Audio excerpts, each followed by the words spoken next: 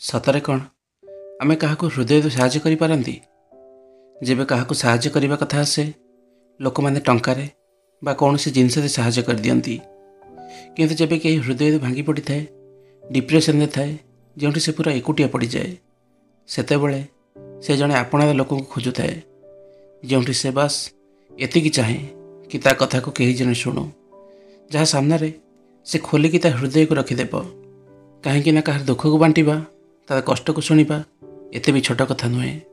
ବରଂ ଯେବେ ଆପଣ ଅନ୍ୟ ଲୋକଙ୍କ ସାଥିରେ ବାଣ୍ଟିଥାନ୍ତି, ତ ଆପଣ ଜାଣିନାହାନ୍ତି କି ତାର ହୃଦୟର ବୋଝକୁ ଆପଣ କେତେ କମ୍ କରିଦେଉଛନ୍ତି। ଏମିତି ଆପଣ କେତେ ଜୀବନ ରକ୍ଷା କରିପାରିବେ ସେହି ଲୋକମାନଙ୍କର, ଯିଏ ଏକୁଟିଆ କଷ୍ଟକୁ ଭିତରେ ରଖି ଜଳି ଜଳି ଶେଷକୁ ସୁଇସାଇଡ଼୍ କରିଦେଉଛନ୍ତି। ସେଥିପାଇଁ କାହାକୁ ଯଦି ତୁମେ ଇମୋସନାଲି ସପୋର୍ଟ କରୁଛ, ତ ଜାଣି ରଖ କି ତୁମେ ତାଙ୍କ ଜୀବନର ସବୁଠୁ ବଡ଼ ସାହାରା, ଯାହା ତୁମେ ତାଙ୍କୁ ଦେଉଛ।